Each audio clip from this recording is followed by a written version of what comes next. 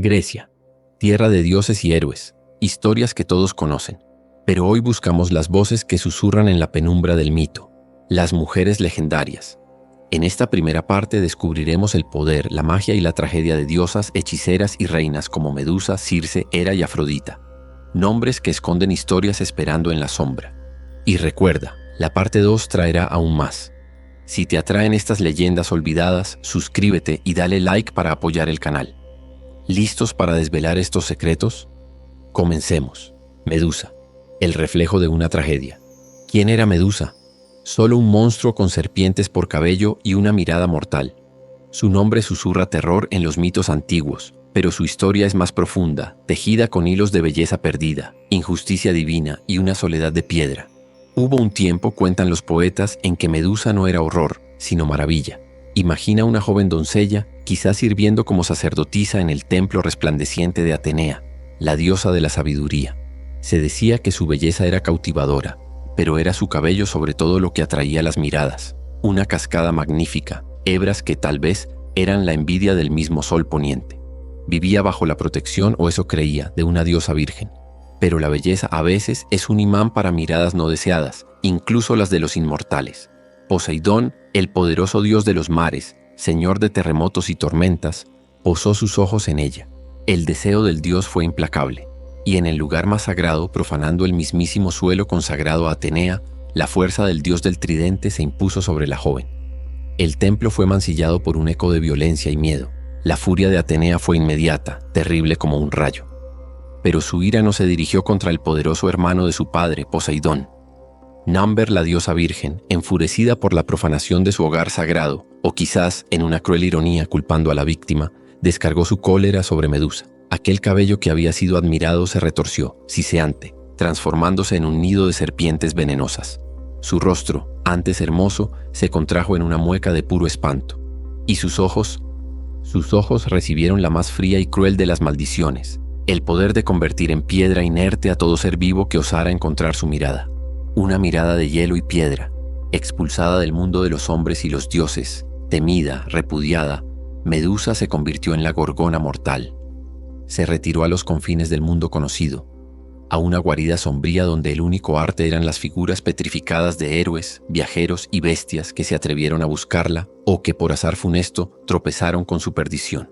Imagina esa existencia, un faro de terror, rodeada por un jardín de silencio y estatuas, marcada por el horror que infligía y la terrible soledad que sin duda padecía. Su leyenda de terror creció, hasta que un héroe, el joven Perseo, fue enviado en una misión que parecía un billete directo a la muerte: traer la cabeza de la gorgona como trofeo. Pero Perseo no iba solo con su valor. Los dioses le favorecían.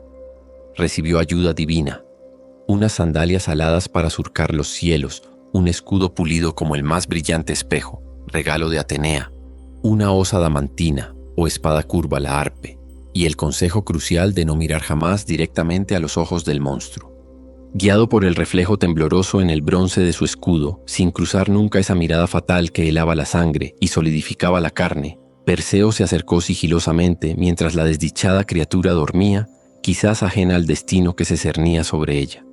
Un golpe certero, rápido y frío con la hoja divina, y la cabeza adornada de serpientes rodó por el suelo polvoriento. La tragedia de Medusa, la que una vez fue bella, llegaba a un sangriento silencioso final, pero su historia, como suele ocurrir en los mitos, no terminó ahí. De su cuello cercenado, como un último y extraño eco de la intervención divina y la vida que le fue robada, brotaron dos seres: el caballo alado Pegaso y el gigante Crisaor, ambos hijos de la unión forzada con Poseidón. Y su cabeza cortada, la Gorgoneión, aún en la muerte, conservó intacto su terrible poder petrificante. Perseo la guardó en un zurrón especial y la usó como arma para vencer a sus enemigos, para salvar a Andrómeda del monstruo marino Cetus, y finalmente se la entregó a la misma diosa que había sellado su destino, Atenea. Ella la colocó en el centro de su égida, su escudo protector, como un emblema aterrador y poderoso. Así perdura Medusa en el mito y en nuestra imaginación. Un eco de belleza mancillada, un símbolo potente del poder monstruoso que puede nacer de la injusticia y el sufrimiento, y quizás una oscura advertencia sobre las miradas que matan, tanto las que literalmente petrifican la carne, como aquellas que juzgan y condenan sin piedad. Atenea, la sabiduría armada nacida de la mente. Imagina un dolor de cabeza divino, tan colosal que solo el golpe de un hacha pudo aliviarlo. Y de esa herida no brotó sangre, sino una diosa completa, adulta, refulgente en su armadura. Esa es Atenea, la de los ojos brillantes, nacida de la mente de Zeus, una paradoja viviente, la encarnación de la sabiduría y la estrategia, con una lanza en la mano. Pero su origen es aún más extraño. Su madre fue Metis, la astuta titánide de la prudencia. Un oráculo susurró al oído de Zeus que, tras la hija destinada a igualarle en sabiduría, Atenea, Metis engendraría un hijo varón que le arrebataría el trono. El pánico se apoderó del rey del Olimpo. Con dulces engaños convenció a Metis para que se transformara y ¡zas!, la tragó entera. Así creyó sellar su destino, llevando a Metis y a la nonata Atenea dentro de sí. Pero la sabiduría no puede ser contenida. Llegó el día del dolor insoportable. Hefesto, o a veces Prometeo, blandió su hacha y golpeó la divina frente.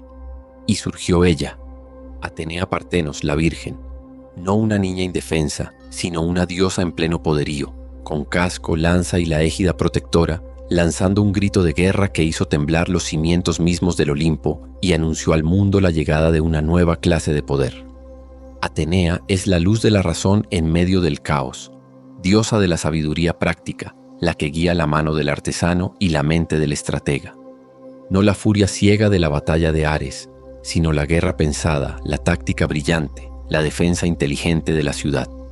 Su símbolo es el búho o la lechuza, de ojos penetrantes que ven en la oscuridad, y el olivo, árbol de paz y prosperidad, su regalo más preciado a la ciudad que llevaría su nombre. Fue ese olivo el que le ganó el patronazgo de Atenas. En disputa con Poseidón, que ofreció un manantial de agua salada o un caballo, ella hizo brotar el primer olivo de la Acrópolis, un regalo de múltiples usos: aceite, alimento, madera. Los atenienses, o sus jueces divinos, vieron la sabiduría en su ofrenda y la aclamaron como su protectora.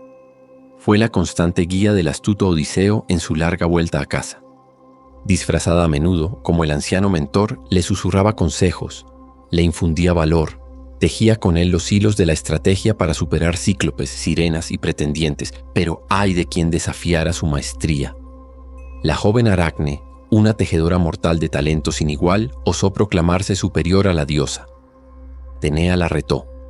El tapiz de Aracne era técnicamente perfecto, pero mostraba irreverentemente las aventuras amorosas de los dioses. El de Atenea, impecable, representaba el poder divino y el castigo a la soberbia humana. Enfurecida por la habilidad y la insolencia, Atenea destruyó la obra de Aracne y la golpeó. La desesperada mortal intentó ahorcarse, pero Atenea, en un gesto ambiguo, la transformó en araña, condenada a tejer para siempre. Siempre fiel a sí misma y a su padre Zeus, Atenea permaneció virgen, ajena a las pasiones del amor y el matrimonio, consagrada a sus deberes: proteger héroes, inspirar artesanos, defender ciudades y encarnar la inteligencia estratégica.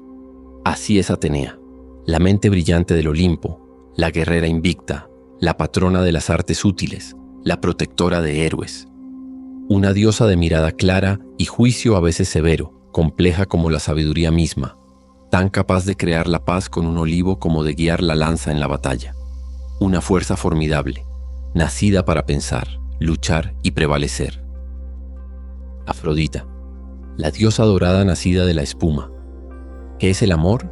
¿Qué es la belleza que detiene el aliento y enciende la sangre? Pregúntale a Afrodita, la diosa dorada. Su llegada al mundo fue un milagro. Su poder, una fuerza de la naturaleza tan capaz de crear como de destruir. Es el susurro del deseo, la promesa en una mirada, la risa que podía prometer el cielo y a veces traía la ruina. Algunos dicen, los poetas más antiguos, que no tuvo madre ni padre en el sentido habitual. Nació del mar primordial, cerca de Chipre o Citera. Imagina la escena. Cronos, el titán, mutila a su padre Urano, el cielo. Lanza los despojos al océano infinito. Y de la blanca espuma, Afros, que burbujeó alrededor de la divinidad herida, surgió ella. Afrodita Nadiómena, emergiendo de las olas, perfecta, desnuda, sobre una concha marina, tan hermosa que las mismas estaciones y las gracias corrieron a vestirla y adornarla. Una diosa nacida del caos y la belleza pura. Otros relatos, más cercanos al bullicio del Olimpo, La hacen hija de Zeus y Dione, una diosa quizás más terrenal, más implicada en los dramas y caprichos divinos y humanos. Sea cual sea su origen, su esencia es innegable. Afrodita es el latido del corazón acelerado, la caricia que eriza la piel, la belleza irresistible que doblega voluntades. Gobierna el amor romántico, la pasión ardiente, el placer, la fertilidad. Las palomas y los cisnes tiran de su carro, el mirto y la rosa son sus plantas sagradas. Y lleva consigo el sexto ima, su famoso ceñidor mágico. Quien lo porta, o a quien ella favorece, se vuelve instantáneamente irresistible. Un poder dulce y terrible a la vez. Irónicamente, esta encarnación de la belleza fue entregada en matrimonio por Zeus, o Hera, a Hefesto, el dios herrero, cojo, trabajador y hosco, el menos agraciado de los inmortales.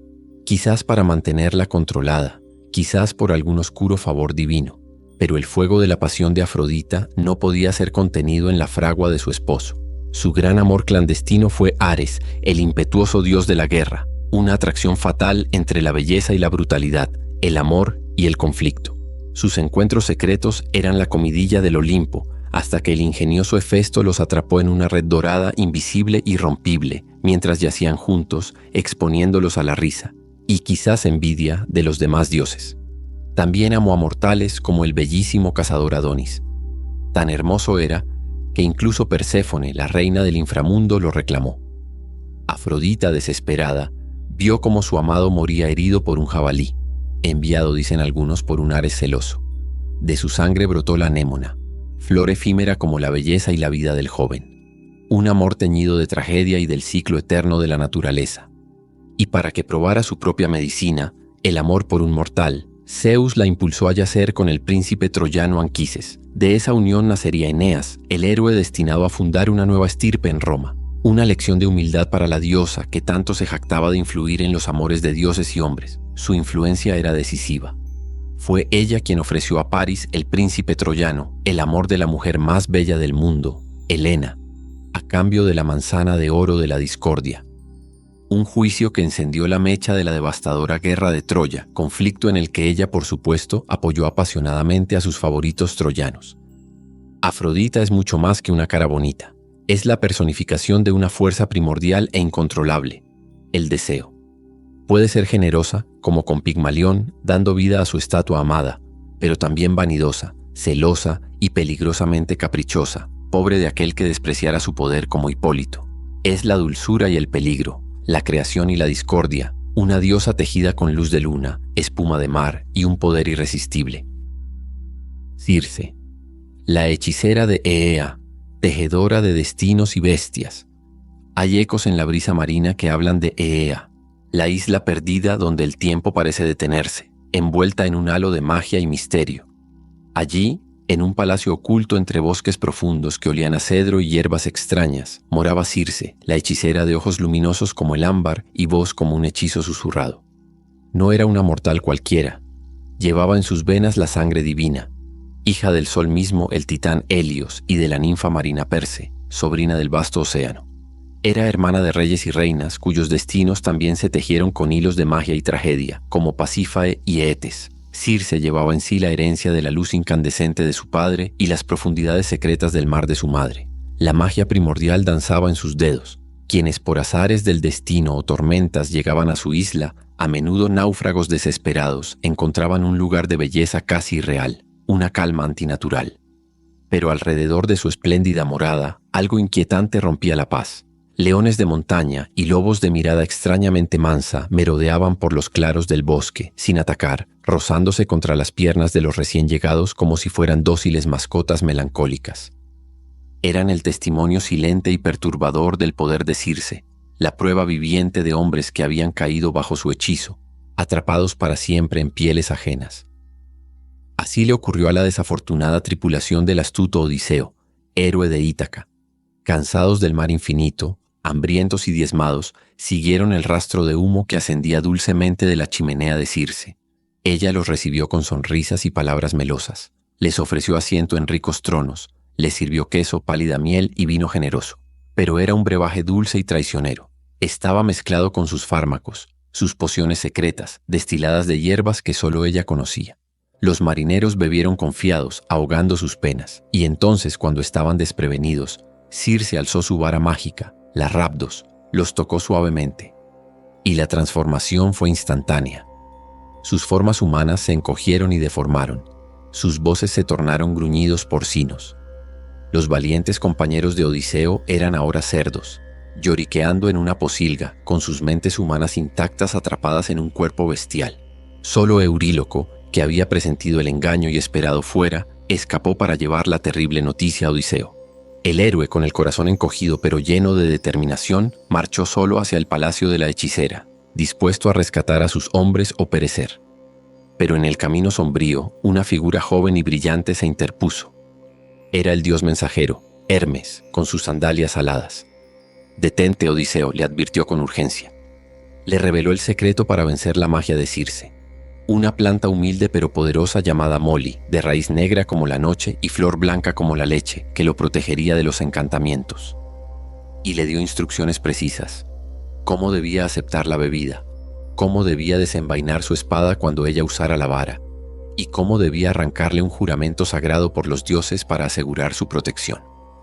Armado con la planta divina oculta en su pecho y el consejo del dios en su mente, Odiseo enfrentó a Circe. Con valentía aceptó la copa que ella le ofrecía y bebió la poción. El Moli anuló la magia. Cuando Circe, sonriendo con malicia, alzó la vara para convertirlo también en bestia, él desenvainó su espada con la velocidad del rayo, apuntando a su cuello como si fuera a matarla. Circe lanzó un grito, atónita y aterrada. Su magia había fallado. Reconoció entonces al héroe errante cuya llegada una vieja profecía le había anunciado. El poder, por primera vez, se había equilibrado en su isla. Sometida por el ingenio del mortal y la ayuda divina, tuvo que jurar por los grandes e inviolables ríos del inframundo que no le haría más daño ni a él ni a sus hombres. Y entonces, tras la confrontación, la hechicera mostró otra cara completamente distinta. Con otro ungüento mágico, devolvió a los cerdos su forma humana. De hecho, volvieron más jóvenes, altos y apuestos que antes. Y durante un año entero la isla de Ea se convirtió en un refugio inesperado para Odiseo y su tripulación. Circe fue una anfitriona generosa, ofreciendo manjares, descanso y su propia e inteligente compañía. Se convirtió en amante del héroe, compartiendo su lecho y sus secretos. Pero Circe era mucho más que una hechicera de transformaciones y placeres. Poseía un conocimiento profundo y antiguo, conocía el secreto de las hierbas y las estrellas, y entendía los caminos ocultos del mundo y del más allá. Cuando Odiseo, con el corazón anhelante por Ítaca, decidió finalmente partir, fue ella quien le trazó la ruta más peligrosa pero necesaria. Le enseñó con detalle cómo proteger a sus hombres del canto mortalmente hermoso de las sirenas, cómo navegar el estrecho imposible entre Escila, la monstrua de múltiples cabezas devoradoras, y Caribdis, el torbellino insaciable que tragaba el mar. Y lo más crucial, le reveló el secreto para viajar hasta los confines del océano, a las puertas del inframundo, y realizar el ritual para consultar al espíritu del adivino ciego Tiresias, el único que podría revelarle su verdadero camino a casa. Así es Circe, la solitaria de Ea. No es simplemente la bruja malvada que convierte hombres en bestias por capricho o despecho. Es la figura compleja del poder femenino autónomo, la conocedora de las artes ocultas, peligrosa si se la desafía, pero también una guía sabia, una amante generosa y una anfitriona formidable una vez que se gana su respeto. Una hechicera enigmática, tejedora de destinos ajenos con los hilos de su propia y misteriosa voluntad, tan fascinante como peligrosa. Helena, el rostro que lanzó 1000 naves. Hay nombres que resuenan a través de los siglos como un eco de belleza imposible y de desastre inevitable. Helena. Su solo nombre es sinónimo de un rostro tan hermoso, tan divinamente perfecto, que por él ardieron las altas torres de Troya y millares de héroes encontraron la muerte en llanuras polvorientas.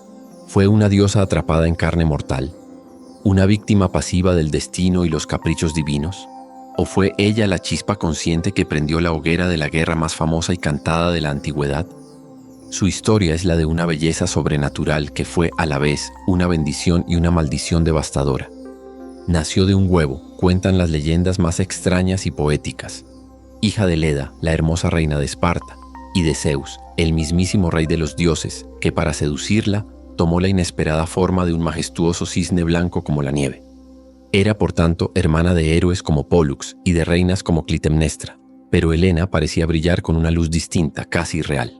Desde niña, su hermosura era tal que dejaba sin aliento a quienes la contemplaban, un regalo peligroso de los dioses, una silenciosa promesa de éxtasis y también de inevitable conflicto. Tanto fue así que cuando llegó el tiempo de entregarla en matrimonio, los reyes y príncipes más poderosos de toda la Hélade, la antigua Grecia, acudieron a Esparta, trayendo ricos regalos y ejércitos tras ellos, dispuestos a luchar ferozmente por su mano. El rey Tíndaro, su padrastro, temió que elegir a uno desataría la furia de todos los demás. Fue entonces cuando Odiseo, el siempre astuto rey de Ítaca, propuso una solución ingeniosa para evitar un baño de sangre inmediato. Todos y cada uno de los pretendientes debían prestar un juramento solemne. Jurarían defender y proteger al esposo elegido fuera quien fuese contra cualquiera que le agraviara o le robara a Helena. Un juramento terrible que, sin saberlo, sellaría el destino sangriento de toda una generación de héroes. Finalmente, Helena fuese entregada, o eligió según la versión, a Menelao, príncipe de Micenas y hermano del poderoso Agamenón, quien se convirtió así en rey de Esparta. Por un tiempo la vida pareció sonreírle.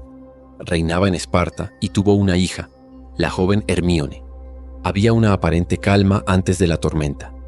Pero la paz se rompió como un cristal fino cuando un joven y apuesto príncipe troyano, Paris Alejandro, llegó a Esparta en visita diplomática. Antes, en las laderas del monte Ida, Paris había sido elegido por los dioses como juez en una peligrosa disputa divina. ¿Quién era la más bella entre las tres diosas más poderosas? Hera, Atenea y Afrodita. Cada una le ofreció un soborno.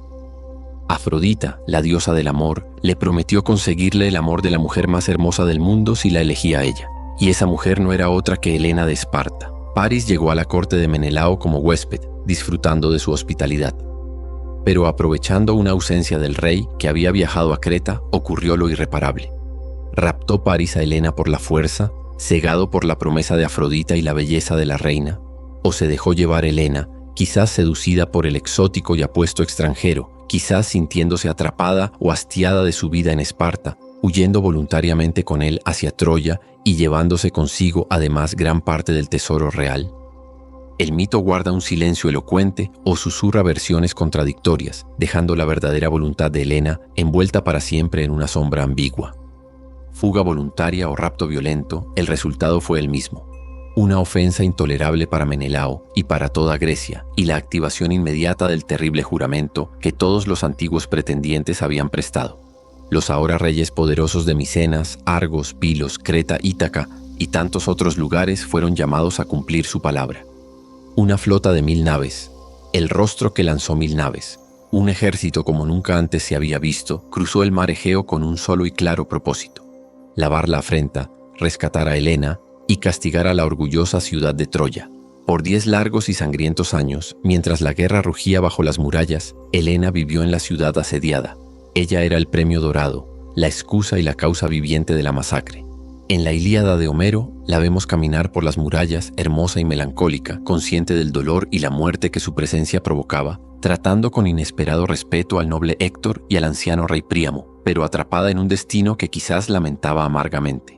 Cuando Troya finalmente cayó entre fuego, traición y sangre, Menelao, con la espada desnuda en la mano y el corazón lleno de furia, buscó a la esposa infiel a través de las ruinas humeantes, dispuesto a vengar su honor con la muerte de ella. La encontró. Temblorosa, quizás desafiante, quizás simplemente hermosa. Los relatos difieren. Algunos dicen que ella rasgó estratégicamente sus vestiduras para mostrarle su belleza intacta. Otros que simplemente su presencia sobrecogedora bastó. La furia del rey guerrero se desvaneció como el humo. La espada cayó de su mano temblorosa. La misma belleza que había causado la guerra, ahora, irónicamente, salvaba su propia vida. Juntos, en una reconciliación silenciosa y compleja, emprendieron el largo y a menudo arduo viaje de regreso a Esparta. Allí, según las tradiciones más aceptadas, volvieron a reinar, envejeciendo juntos en una paz recuperada. Otras leyendas, sin embargo, le otorgan un final más etéreo, más divino. Transformada en inmortal por los dioses, reunida eternamente con el gran héroe Aquiles en la isla blanca de los bienaventurados, o disfrutando de la paz perpetua en los campos elíseos junto a un Menelao también divinizado. Pero también hay susurros más oscuros en los mitos tardíos. Historias de un exilio forzado tras la muerte de su esposo y un final violento y humillante a manos de viudas vengativas en la isla de Rodas. ¿Quién fue entonces Helena de Troya? La egoísta adúltera que por vanidad o pasión condenó a 2 pueblos a la destrucción, la inocente marioneta de dioses caprichosos y profecías ineludibles, o simplemente una mujer cuya belleza fue demasiado abrumadora, demasiado divina, para un mundo de hombres ambiciosos, posesivos y violentos. Quizás fue todo eso y nada de eso a la vez. Su legado es esa profunda ambigüedad, la eterna y peligrosa fascinación por el rostro que lanzó 1000 naves, un fantasma de belleza y destrucción que navega para siempre en las aguas turbulentas de la leyenda y el mito. Hera, la majestad celosa del Olimpo. En la cumbre resplandeciente del monte Olimpo, sobre un trono de marfil y oro labrado, se sienta una diosa de presencia imponente, mirada penetrante que puede congelar la sangre o bendecir con regia gracia, y una corona que refulge con el poder del cielo estrellado. Es Hera, hermana mayor y esposa de Zeus, reina de todos los dioses y diosas. Es la patrona augusta del matrimonio sagrado, la protectora de las mujeres casadas, el símbolo de la fidelidad conyugal, y en una de las ironías más amargas del mito, la encarnación más famosa y terrible de los celos y la furia vengativa que puede desatar un corazón real constantemente traicionado. Hija de los titanes Cronos, el tiempo devorador, y Rea, la gran madre, su infancia fue oscura y silenciosa. Tragada viva al nacer por un padre paranoico que temía ser destronado por sus propios hijos. Solo vio la luz del mundo cuando Zeus, su hermano menor y salvador, obligó a Cronos a regurgitarla junto a sus otros hermanos devorados, Poseidón, Hades, Deméter y Hestia. Emergió de esa oscuridad no como una niña, sino como una diosa formada, destinada a reclamar su lugar en la cima del poder, destinada a reinar junto a Zeus, compartiendo con él la soberanía sobre los inmortales y los efímeros mortales. Hera es la guardiana del vínculo matrimonial, la que santifica la unión y vela por la legitimidad de la descendencia. Es la protectora de las mujeres casadas en sus deberes y sus partos. Su porte es siempre regio, majestuoso, su belleza es madura, a veces severa, pero innegable. Se la llama a menudo Hera la de níveos brazos o la de ojos de novilla, Boopis, un epíteto antiguo que quizás alude a sus grandes y hermosos ojos oscuros o a una conexión mítica con la vaca. Sus animales sagrados son el altivo pavo real, cuyas plumas estrelladas, según el mito, llevan los 100 ojos vigilantes de su fiel y malogrado guardián Argos Panoptes, y también la vaca, símbolo de maternidad. El cetro y la diadema real son las insignias visibles de su inmenso poder y autoridad. Su unión con Zeus, el rey de los dioses, fue tanto un evento cósmico fundamental, el Hieros Gamos, la sagrada boda, como el inicio de una relación tormentosa y legendaria. Cuentan que él la deseó ardientemente y la cortejó con insistencia. Una famosa historia relata cómo, para vencer su resistencia o pudor, Zeus se transformó en un pequeño y desvalido cuco, empapado y tembloroso durante una violenta tormenta. Hera, Madre universal en potencia, se apiadó del ave indefensa y la acunó tiernamente en su seno para darle calor. En ese instante de ternura, Zeus recuperó su forma divina y la tomó, o según versiones más suaves, le prometió matrimonio si consentía.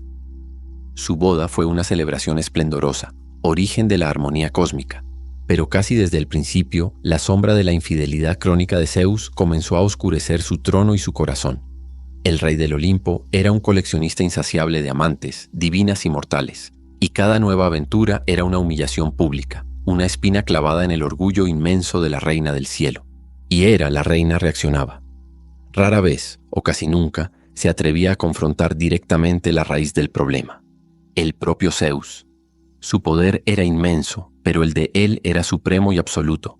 En cambio, su furia implacable, su rencor inextinguible, se desataba con una precisión cruel sobre las amantes, a menudo víctimas ellas mismas del deseo de Zeus, y sobre todo con una hazaña particular, sobre los hijos nacidos de esas uniones ilícitas. La lista de sus víctimas es larga y escalofriante. A la pobre sacerdotisa Io, seducida por Zeus y convertida por él en una hermosa vaca blanca para ocultarla, Hera no se dejó engañar.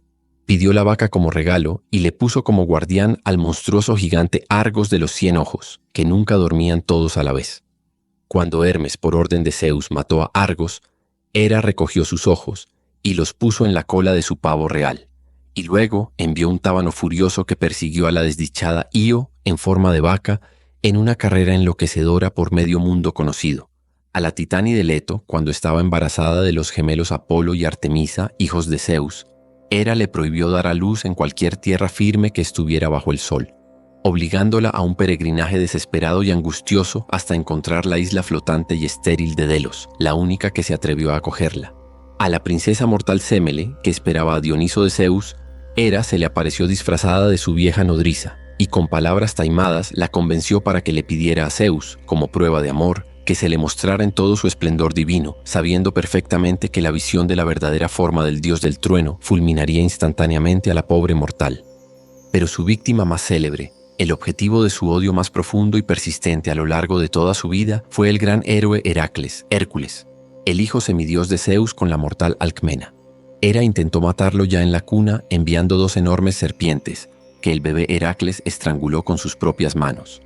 Años más tarde, lo indujo a un ataque de locura divina durante el cual asesinó a su propia esposa e hijos. Fue ella quien instigó e hizo más difíciles muchos de sus famosos 12 trabajos. Irónicamente, el nombre Heracles significa gloria de Hera, quizás un intento fallido de aplacarla. Solo tras la muerte heroica de Heracles y su ascenso al Olimpo como un dios, Hera finalmente depuso su odio. Se reconcilió formalmente con él y le concedió la mano de su propia hija, Hebe, la diosa de la eterna juventud. Sin embargo, reducir a Hera únicamente a sus celos sería injusto. Era una diosa formidable y poderosa por derecho propio, la reina indiscutible del cielo y la tierra.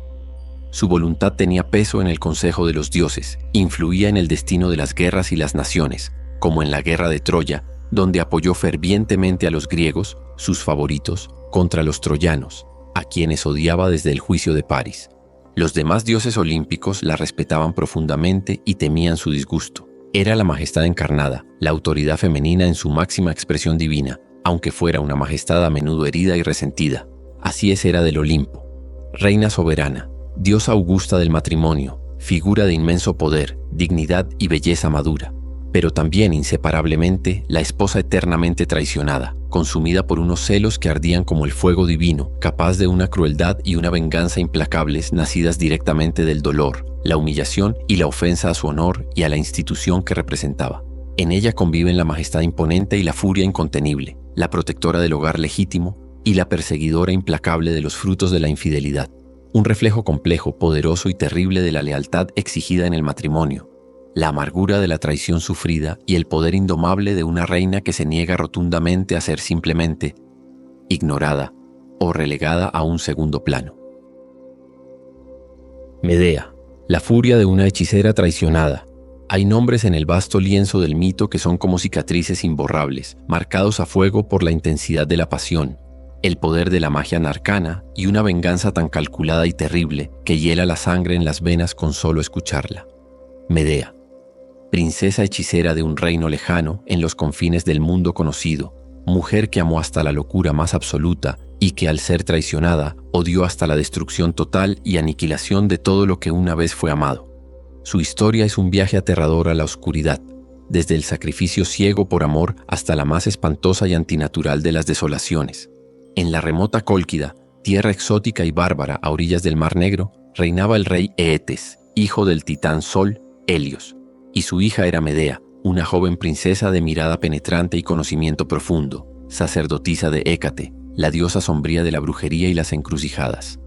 Medea llevaba la magia antigua y poderosa corriendo por sus venas. Era sobrina de la enigmática Circe, otra gran hechicera, y sus ojos ardían con una inteligencia peligrosa, conocedora experta de las hierbas secretas, los venenos fulminantes y los encantamientos que doblegaban voluntades.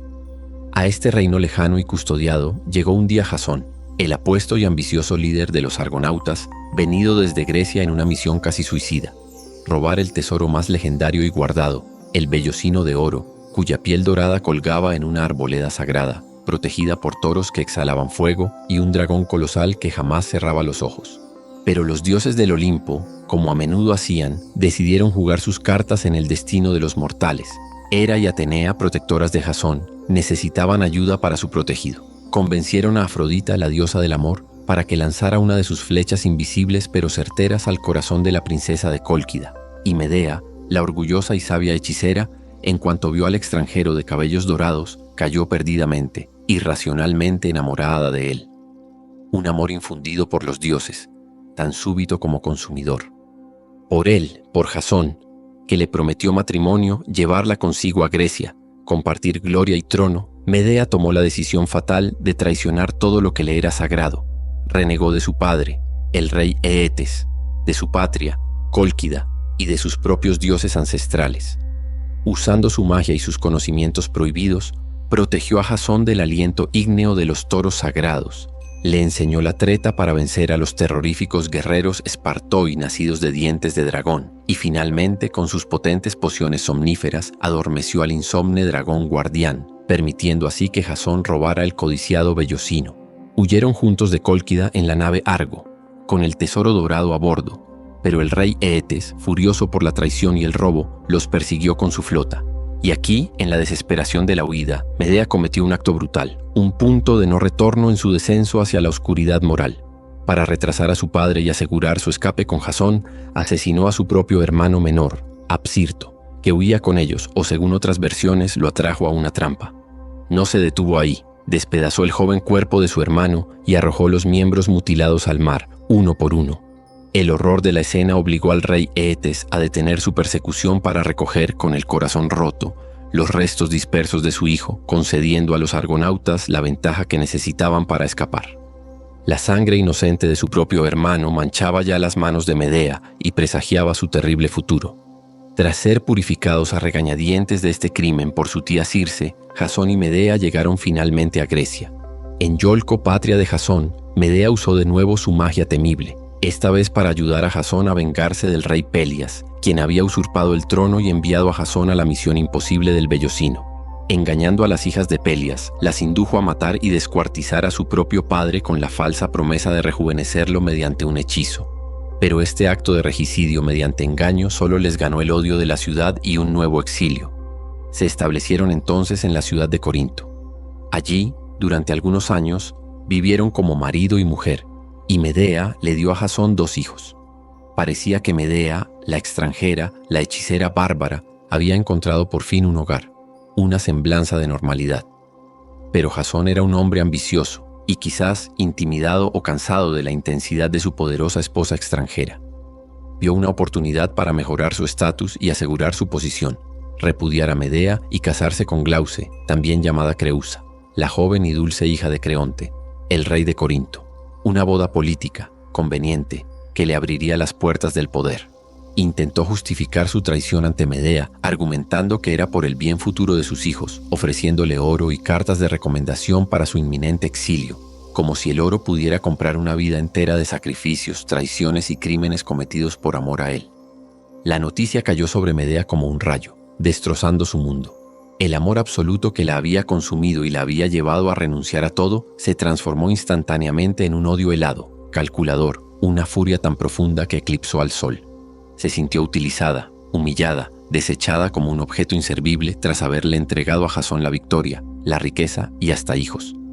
La extranjera repudiada, enfrentada a un exilio solitario y al desprecio de todos, planeó entonces una venganza metódica, absoluta, una venganza que no solo castigara a Jasón, sino que lo destruyera por completo, que borrara todo rastro de su felicidad presente y futura.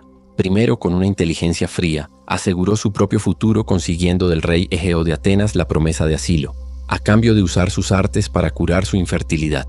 Luego, fingiendo aceptar su destino y pidiendo perdón, envió a sus propios hijos pequeños a entregar unos regalos de boda a la nueva novia de Jasón, la princesa Glauce, una hermosa corona de oro y un vestido finísimo, elegantemente bordado. Regalos dignos de una reina, e impregnados de un veneno mágico invisible y devorador. Cuando Glauce, feliz e inocente, se los puso para admirarse, el veneno se activó. Un fuego químico la consumió de dentro a fuera, pegándose a su carne como si fuera parte de ella, matándola en una agonía espantosa y prolongada.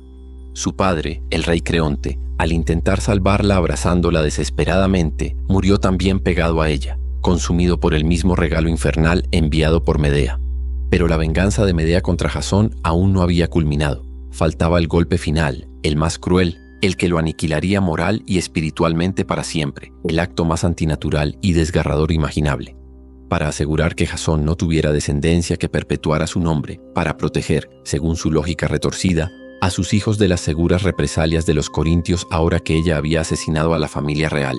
Y en un acto supremo y aterrador de control sobre su propia tragedia y sobre el dolor infligido a su enemigo, Medea tomó la decisión más monstruosa: matar a sus propios hijos. Dentro del palacio se oyeron sus gritos infantiles, y luego un silencio sepulcral. Cuando Jasón llegó finalmente, enfurecido y desesperado, derribando las puertas de la casa para salvar a sus hijos y castigar a Medea, ya era demasiado tarde. Medea apareció sobre el tejado del palacio, inalcanzable, envuelta en una luz sobrenatural, a bordo de un carro magnífico y aterrador tirado por dragones alados o serpientes gigantes, un regalo de su divino abuelo, el dios Sol, Helios. Desde las alturas le mostró a Jasón los cadáveres inertes de sus hijos, se burló cruelmente de su dolor y de su absoluta impotencia, y se elevó majestuosamente en el aire, escapando hacia Atenas, dejando a Jasón solo, aullando de dolor entre las ruinas humeantes de su vida, su ambición y su linaje. Medea. Su nombre resuena como una advertencia a través de los milenios. La hechicera traicionada, la amante despechada llevada al extremo, la madre infanticida. Es el arquetipo de la pasión convertida en el veneno más letal, de la inteligencia formidable puesta al servicio de una venganza total y meticulosa. Su historia nos perturba y fascina profundamente porque nos muestra la fina y peligrosa línea que a veces separa al amor del odio más visceral, al sacrificio personal de la destrucción más absoluta, y nos confronta con la terrible capacidad humana y semidivina para cometer actos impensables cuando uno se siente acorralado, traicionado y despojado de todo aquello por lo que vivió. Una figura trágica, aterradora, poderosa e inolvidable en el vasto y complejo tapiz del mito griego. Artemis, la cazadora indómita de la luna plateada. En el corazón del bosque primigenio, bajo la luz pálida y misteriosa de la luna, corre una diosa eternamente joven, ágil como una cierva, certera como una flecha de plata. Es Artemis, la hermana gemela de Apolo, hija de Zeus y Leto, diosa de la caza, señora de las bestias salvajes, protectora de las jóvenes doncellas y dueña de un corazón tan libre e indomable como la naturaleza virgen que custodia. Nació en la isla de Delos un instante antes que su hermano Apolo, y dicen que recién nacida ayudó a su madre Leto en el difícil parto del dios del sol. Desde niña supo lo que quería. Se sentó en las rodillas de su padre Zeus y le pidió dones muy claros: un arco y flechas forjados por los cíclopes, iguales a los de Apolo, una jauría de perros de caza veloces, ninfas compañeras tan amantes de la libertad como ella, dominio sobre las montañas y los bosques salvajes, y sobre todo, el regalo más preciado, la virginidad eterna, un voto que defendería con una ferocidad implacable a lo largo de toda su existencia divina. Artemis encarna la independencia absoluta. Reina en los límites del mundo civilizado, en los bosques profundos, las cumbres ventosas y las marismas silenciosas donde rara vez pisa el hombre. Es la protectora de los animales salvajes, cuidando de sus crías, pero también la cazadora infalible que danza con sus ninfas compañeras bajo la luna, astro con el que a menudo se la identifica, aunque técnicamente también existía la Titánide Selene como personificación lunar. Es también la guardiana de las niñas y las jóvenes antes del matrimonio, velando por su transición, y paradójicamente se la invoca para aliviar los dolores y peligros del parto, quizás como protectora del umbral entre la virginidad y la maternidad. Rechaza vehementemente el matrimonio y el dominio masculino, representando así un ideal de autosuficiencia femenina y una conexión profunda, casi mística y primitiva, con las fuerzas indómitas de la naturaleza. Pero ay de aquel que osara violar su espacio sagrado o amenazar su preciada pureza o la de sus compañeras. Su venganza era rápida como un rayo y fría como el acero de sus puntas de flecha. Así lo aprendió de la forma más cruel el joven cazador Acteón, quien tuvo la terrible y fatal desgracia de tropezar con el claro secreto del bosque donde Artemis y su séquito de ninfas se bañaban desnudas.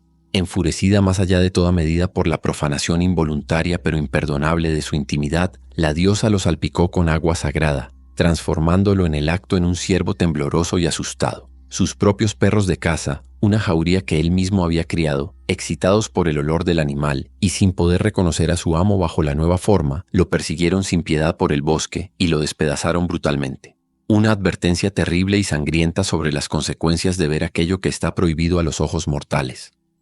No menos implacable fue con sus propias seguidoras si éstas rompían el voto de castidad que les exigía para permanecer en su compañía.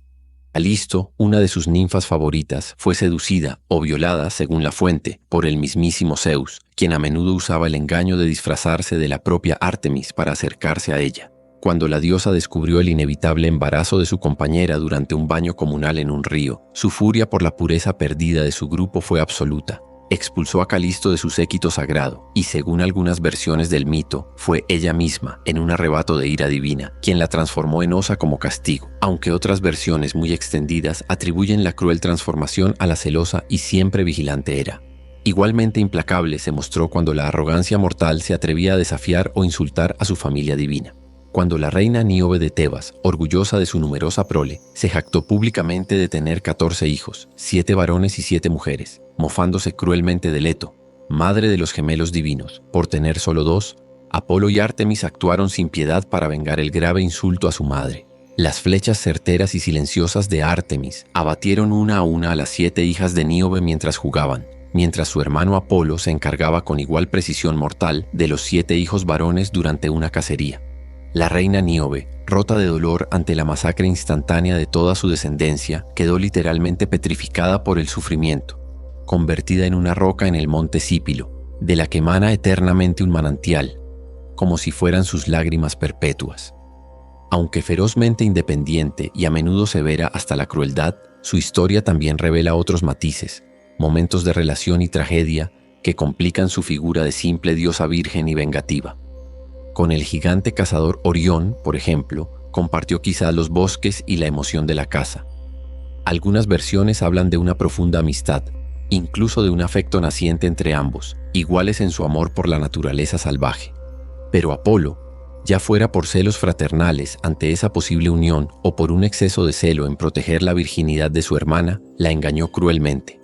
Viendo a Orión nadar a lo lejos en el mar, de modo que solo su cabeza era visible entre las olas, Apolo retó a Ártemis, consumada arquera, a probar su infalible puntería sobre aquella marca oscura que flotaba a la deriva. La diosa disparó, precisa como siempre, sin saber que apuntaba a su compañero. Mató sin querer a Orión. Destrozada por el error fatal al descubrir la verdad, solo pudo honrarlo colocándolo en el cielo nocturno como la brillante y reconocible constelación de Orión. Claro que otras versiones, menos trágicas para la diosa, cuentan que Orión intentó forzarla a ella o a una de sus ninfas, y que ella misma, o un escorpión gigante enviado por Gaia, fue quien le dio justa muerte. También demostró su poder inexorable y su exigencia de respeto absoluto cuando el rey Agamenón, líder de la expedición griega contra Troya, la ofendió gravemente antes de zarpar. El rey mató a una cierva consagrada a ella en una arboleda sagrada, y peor aún, se jactó de ser mejor cazador que la propia diosa. Ártemis, airada, detuvo por completo los vientos en el puerto de Áulide, inmovilizando a la inmensa flota griega e impidiendo su partida hacia la guerra. Solo aplacaría su cólera divina, reveló el adivino Calcas, con el sacrificio más doloroso para el rey, el de su propia hija mayor, la joven princesa Ifigenia. Sin embargo, en muchas versiones del mito, en el último y terrible instante, justo cuando el cuchillo del sacrificio iba a caer sobre la doncella en el altar, la diosa intervenía. Sustituía invisiblemente a la muchacha por una sierva y se llevaba a Ifigenia consigo a la lejana y bárbara Táuride para convertirla en su sacerdotisa principal. Un acto de poder que exigía la sumisión absoluta y el reconocimiento de su autoridad, pero que también mostraba una extraña y posesiva forma de misericordia, reclamando a la joven para su propio servicio divino en lugar de dejarla morir. Pandora, la jarra de los males y la esperanza esquiva. Hubo un tiempo dorado, susurran los mitos más antiguos, un tiempo casi soñado antes de que el dolor, la enfermedad y la fatiga marcaran los efímeros días de los hombres mortales. Vivían bajo la mirada de los dioses, quizás ingenuos, pero libres de sufrimiento. Pero un titán audaz, Prometeo, el amigo de la humanidad, osó desafiar al mismísimo Zeus, rey del Olimpo, robando el fuego divino que éste les había ocultado, para devolvérselo a sus protegidos en la tierra. La furia de Zeus fue inmensa como una tormenta en la cumbre de la montaña, y su venganza, astuta, refinada y terrible. No castigó con un rayo destructor que aniquilara, sino con un regalo de belleza celestial y consecuencias devastadoras, una trampa perfecta, la creación de la primera mujer, Pandora. Por orden directa de Zeus, los dioses del Olimpo pusieron manos a la obra para fabricarla. como si de una obra de arte se tratase. Hefesto, el divino artesano cojo, la moldeó cuidadosamente de tierra húmeda y agua, dándole la forma exquisita de una doncella virgen, tímida y hermosa. Atenea, la sabia diosa de ojos claros, la vistió con túnicas plateadas que brillaban como la luna, le ciñó la cintura con un cinturón dorado y le enseñó las artes delicadas del tejido y el bordado. Afrodita, la diosa dorada del amor, derramó sobre ella una gracia irresistible, un encanto que desarmaba, pero también el agridulce y punzante tormento del deseo. Y finalmente Hermes, el astuto mensajero de pies alados, el dios de los viajeros, pero también de los ladrones y los engaños, le infundió en el pecho una mente de perra, según las duras palabras del poeta Hesíodo, es decir, descaro, falsedad y curiosidad. Le dio una voz seductora capaz de mentir con dulzura y un corazón intrínsecamente engañoso. La llamaron Pandora, nombre que puede significar todos los dones, porque cada dios le había otorgado algo, o quizás la que todo lo da, en un sentido más ominoso. Era en esencia un caloncacón, un mal hermoso, una trampa mortal envuelta en la más deslumbrante belleza. Así creada, esta maravilla ambigua y peligrosa fue conducida por el propio Hermes ante Epimeteo, el hermano del titán Prometeo. El nombre de Epimeteo significa el que piensa después, el imprudente, el que actúa primero y reflexiona tarde, en claro contraste con su previsor hermano Prometeo, el que piensa antes. Prometeo, sospechando siempre de las intenciones de Zeus, le había advertido 1000 veces a su hermano: Epimeteo, jamás aceptes un regalo venido de Zeus olímpico. Devuélvelo inmediatamente, no sea que se convierta en una terrible desgracia para los mortales. Pero ante la belleza radiante e inhumana de Pandora, ante su gracia divina y su mirada seductora, Epimeteo olvidó toda advertencia, toda prudencia fraternal. Deslumbrado y fascinado, la recibió con los brazos abiertos en su hogar, aceptando así, sin saberlo, el presente envenenado que Zeus había diseñado para la perdición de la humanidad. Pandora, sin embargo, no llegó con las manos vacías.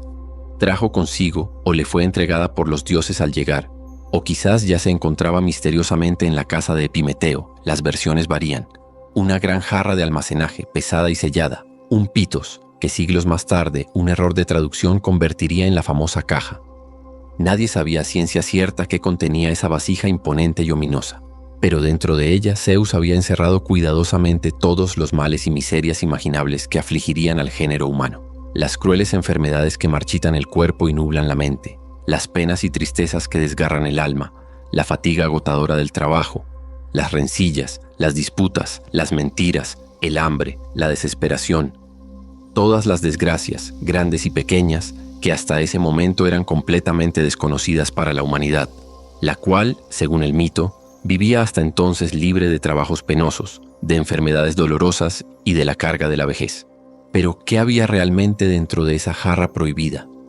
La curiosidad, quizás otro don sutilmente infundido por los dioses, quizás simplemente la indomable naturaleza humana que anhela saber, empezó a picar en la mente de Pandora como un insecto insistente día y noche. ¿Qué secreto guardaba aquel recipiente silencioso? Un día la tentación fue demasiado fuerte. No pudo resistir más. Con manos temblorosas, quizás con el corazón palpitante de expectación y temor, levantó la pesada tapa del pitos. Y en ese instante fatal, como un enjambre oscuro y maligno liberado de una prisión milenaria, escaparon todas las calamidades imaginables. Miles y miles de desgracias, dolores, sufrimientos, visibles e invisibles, salieron volando y se dispersaron zumbando por toda la tierra, por el aire y por el mar, silenciosas al principio para no ser detectadas, sembrando por doquier la enfermedad, la tristeza, la fatiga y la muerte entre los desprevenidos hombres y mujeres. La mítica edad de oro de la humanidad había terminado bruscamente, para siempre. Aterrada por el torbellino imparable de males que ella misma había liberado, Pandora reaccionó instintivamente y con un grito ahogado dejó caer la tapa, cerrando la jarra de golpe. Pero ya era demasiado tarde para contener la marea imparable de sufrimiento que inundaba el mundo. Sin embargo, una sola cosa no logró escapar a tiempo, quedando atrapada revoloteando lastimosamente en el fondo de la vasija vacía, justo bajo el borde de la tapa sellada. Elpis, la esperanza. Fue este el último y único consuelo que los dioses, en su compleja crueldad o piedad, le dejaron a la humanidad para poder soportar todos los males desatados. ¿O era la esperanza misma otra forma más sutil de tormento, una expectativa quizás ilusoria y engañosa que nos mantiene sufriendo y luchando en vano, en lugar de aceptar lo inevitable? El mito la deja allí, prisionera pero presente, vibrando débilmente como una frágil llama en el fondo oscuro de la jarra de Pandora. Así es la historia de Pandora, la toda donés, la primera mujer según el poeta Hesíodo, moldeada en arcilla y suspiros divinos como un bellísimo instrumento de la venganza de Zeus contra Prometeo y la humanidad. Su belleza fue el cebo irresistible, su curiosidad, o quizás simplemente su destino inevitable, fue la llave que abrió la puerta a la era del sufrimiento, el trabajo y la mortalidad humana. Su leyenda nos ofrece una explicación mítica para el origen de nuestros males cotidianos, pero también nos deja con esa última y ambigua compañera atrapada en la vasija, la figura esquiva y persistente de Elpis, la esperanza, que quizás nos tortura con falsas promesas o quizás, solo quizás, es lo único que nos permite seguir adelante y encontrar sentido a pesar de todo. Deméter y Perséfone, el invierno del dolor, la primavera del reencuentro. Hay historias tejidas con el oro del trigo maduro y la oscuridad de la tierra profunda, historias que explican por qué el mundo florece y luego se duerme bajo un manto de frío.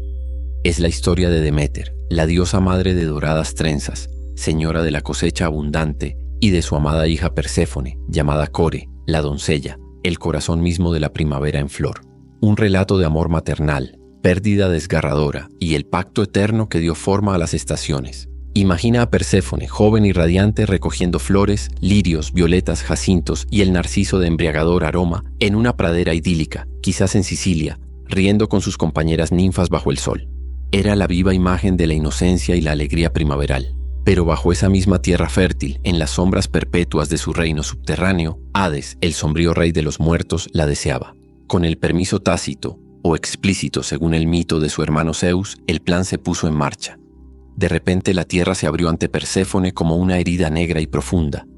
De ella surgió Hades en su carro oscuro tirado por corceles infernales. Antes de que pudiera gritar más que un agudo lamento, la raptó, arrastrándola consigo hacia las profundidades sin sol, destinada a ser su reina en el reino lúgubre de los difuntos. El grito de su hija atravesó el mundo y llegó a oídos de Deméter. Un escalofrío de pavor recorrió a la diosa. Con el corazón roto se cubrió con un velo oscuro y, como un pájaro herido, vagó por la tierra durante 9 largos días y noches sin probar bocado, sin bañarse, sin descansar, llevando en sus manos 2 antorchas encendidas, buscando desesperadamente cualquier rastro de su niña perdida.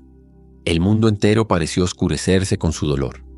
Nadie parecía saber nada, hasta que la diosa Hécate, la de las encrucijadas, que había oído el lamento desde su cueva, se acercó a ella con una antorcha. Juntas acudieron ante Helios, el sol que todo lo ve, quien finalmente les reveló la terrible verdad. Había sido Hades, el hermano de ambas, quien se había llevado a Perséfone para hacerla su esposa, y lo había hecho con el consentimiento del propio Zeus. La traición y el dolor traspasaron a Deméter como una espada de hielo. Enfurecida con los dioses, con el corazón devastado por la pérdida, Deméter renunció a sus deberes divinos. Abandonó el Olimpo y vagó por la tierra disfrazada de anciana mortal, Doso. Y mientras la diosa de la agricultura lloraba, la tierra entera lloró con ella. Las semillas se negaron a germinar, los campos se secaron, los árboles no dieron fruto.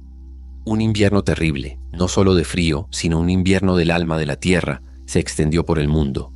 La hambruna amenazó con exterminar a la raza humana y con ella los sacrificios y honores a los propios dioses. Durante su peregrinaje de dolor, Deméter llegó a la ciudad de Eleusis. Allí, aún disfrazada, fue acogida en el palacio del rey Céleo y la reina Metanira para cuidar de su hijo recién nacido, Demofonte. La diosa sintió afecto por el niño e intentó hacerlo inmortal, ungiéndolo con ambrosía y poniéndolo secretamente cada noche en el fuego del hogar para quemar su mortalidad. Pero Metanira la descubrió y gritó horrorizada, interrumpiendo el ritual. Deméter, airada, reveló su verdadera identidad divina. Aunque Demofonte no sería inmortal, le prometió gran honor y ordenó a los eleusinos construirle un gran templo y establecer allí sus ritos sagrados, sembrando la semilla de los futuros misterios eleusinos. Mientras tanto, la hambruna empeoraba. Zeus, presionado por la posible extinción de la humanidad y las quejas de los demás dioses, envió mensajeros a Deméter, Iris, luego todos los olímpicos uno por uno, suplicándole que volviera y devolviera la fertilidad a la tierra. Pero Deméter fue inflexible. No permitiría que nada creciera hasta que su hija le fuera devuelta. Finalmente, Zeus cedió y envió a Hermes, el rápido mensajero, al reino de Hades con la orden de liberar a Perséfone. Hades, ante la orden de su hermano mayor, tuvo que obedecer. Permitió a Perséfone regresar al mundo superior. Pero antes de que ella partiera, astutamente, le ofreció unos granos de granada, la fruta de los muertos. Perséfone, quizás hambrienta tras su estancia en las sombras, quizás sin comprender del todo las consecuencias, comió unos pocos granos. Ese simple acto, comer el alimento del inframundo, la ataba a él para siempre. Hermes la condujo de vuelta al mundo de la luz, hasta el templo de Eleusis donde esperaba Deméter. La reunión entre madre e hija fue de una alegría indescriptible. La luz volvió a los ojos de Deméter y al mundo. Pero pronto, la diosa descubrió con angustia lo de la granada. Perséfone ya no podía pertenecer enteramente al mundo superior. Tras largas negociaciones, a menudo mediadas por Rea, la madre de todos, se llegó a un pacto eterno. Perséfone pasaría una parte del año, un tercio o a veces la mitad coincidiendo con los meses de invierno, en el inframundo como reina junto a Hades, y el resto del año, la primavera y el verano, regresaría a la tierra con su madre Deméter. Y así se estableció el ritmo de las estaciones. Cuando Perséfone está bajo tierra, Deméter llora y retiene su favor, y el invierno cubre el mundo. Pero cuando Perséfone emerge de nuevo a la luz, la alegría de Deméter hace que la tierra florezca, que las cosechas crezcan y que la vida renazca en primavera y verano. Satisfecha con el regreso parcial de su hija, Deméter finalmente enseñó sus ritos secretos, los misterios eleusinos, que prometían a sus iniciados una vida mejor tras la muerte, a los príncipes de Eleusis, asegurando así su culto y su legado. La historia de Deméter y Perséfone es el corazón agrícola y espiritual de Grecia. Es el mito que explica el ciclo eterno de la siembra y la cosecha, de la vida y la muerte, del invierno y la primavera. Explora el poder inconmensurable del amor maternal, la desolación de la pérdida, la violación de la inocencia y la inevitable conexión entre el mundo de la luz y el reino de las sombras. Perséfone se convierte en la poderosa reina de dos mundos, la doncella de la primavera y la señora de los muertos. Y Deméter permanece como la gran madre tierra, la nutricia generosa pero también la fuerza temible capaz de helar el mundo con su dolor, recordándonos siempre que la vida y la muerte están inseparablemente entrelazadas. Tal vez nunca sepamos con certeza qué sintió Medusa tras la puerta del templo antes de la maldición, o si la magia de Circe era castigo, conocimiento o simple soledad. Quizás el poder implacable de Hera nació del amor herido, y el largo invierno de Deméter sigue resonando en la tierra cada año. Pero las leyendas, como los sueños, no siempre exigen explicación lógica. Nos muestran la complejidad del poder femenino, la creación y la destrucción entrelazadas, la sabiduría arcana y la pasión que puede ser tanto néctar como veneno.